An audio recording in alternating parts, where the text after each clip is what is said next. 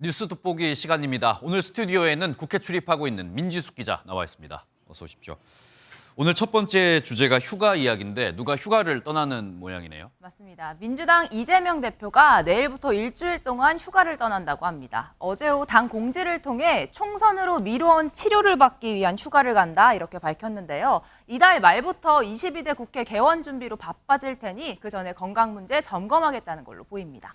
네, 이재명 대표 치료를 위한 휴가라고 이야기를 했는데 네. 어디가 좀 아픈 상황인가요? 네, 이 대표는 이 서울대병원에 입원을 해서 각종 검사를 받은 다음 필요한 시술 또는 수술을 받을 걸로 알려졌습니다. 지난 1월 부산에서 피습을 당한 직후 이 대표 바로 이 병원에서 입원 치료를 받았었죠. 그렇기 때문에 이때 부상과 관련된 치료가 아니냐 이야기도 나왔는데 민주당 관계자는 이번 휴가에 받을 치료는 이와는 무관하다 이렇게 선을 그었습니다. 구체적인 병명을 밝힐 수는 없다고 하는데요. 다만 치료를 받으면 정상 활동이 가능한 수준이라고 설명했습니다. 네, 근데 방금 말씀하신 거 보면은 구체적인 병명을 밝힐 수는 없다 이렇게 이야기를 했잖아요. 네. 그러다 보니까 여러 가지 해석이 나오는 것 같은데 재판을 피하기 위한 휴가다 이런 비판도 나온다면서요. 네, 민주당은 이에 대해서도 일축했습니다. 전혀 그럴 의도가 없었다라고요. 오는 14일 예정된 대장동 관련 재판에는 이 대표 출석 의무가 아예 없어서 별도의 기일 변경 신청도 하지 않았다 이런 설명도 덧붙였습니다. 네, 다음 주제로 넘어가 보겠습니다. 이번엔 여당 소식인데 이 최혜병 특검법이 있잖아요. 네. 이걸 근데 좀 여당에서는 그동안 반대를 해왔는데 이거를 좀 받아들여야 한다 이런 목소리가 나왔다면서요. 네, 어제 여당 대변인이 국민 다수가 특검법을 찬성하고 있는 만큼 대통령실이 유연한 자세를 보일 필요가 있다 이렇게 언급했습니다. 지금까지는 대통령실 거부권을 또 행사할 것이란 전망이 많았는데요. 여기에 여당 일각에서 수용하느냐 거부하느냐 이 양자택일이 아니라 조건부 수용을 전제로 한 거부권 행사를 제안하고 나선 겁니다.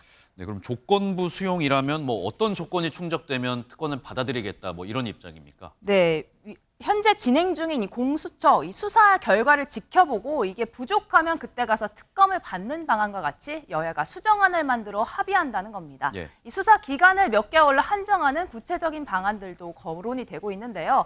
앞서 여야가 독소 조항을 없애고 합의 처리했던 이태원 참사 특별법이 그 모델이 될 수 있습니다.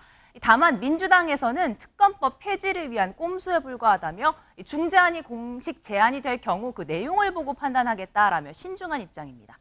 네, 조건을 걸기는 했지만 대통령의 지금 거부권 행사까지 지금 이야기가 나오는 상황인데 네. 지금 갑자기 수용론이 나오는 이유는 뭐라고 볼 수 있을까요? 네, 아무래도 민주당이 22대 새로운 국회까지 이 문제 끝까지 끌고 가겠다라는 뜻을 밝힌 만큼 이번 국회에서 매듭 짓고 가야 한다는 위기감이 번지는 걸로 보입니다.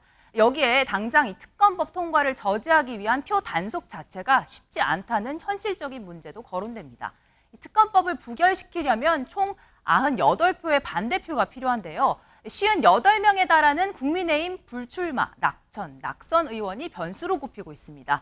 이 무기명 비밀 투표인데다 지도부가 공천권을 쥐고 있었던 총선 직전과 달리 지금은 의원들의 독자 행동을 단속하기가 어렵다라는 이유입니다. 이 중에 15명만 이탈을 해도 특검법은 막기 어려운 상황이기 때문입니다.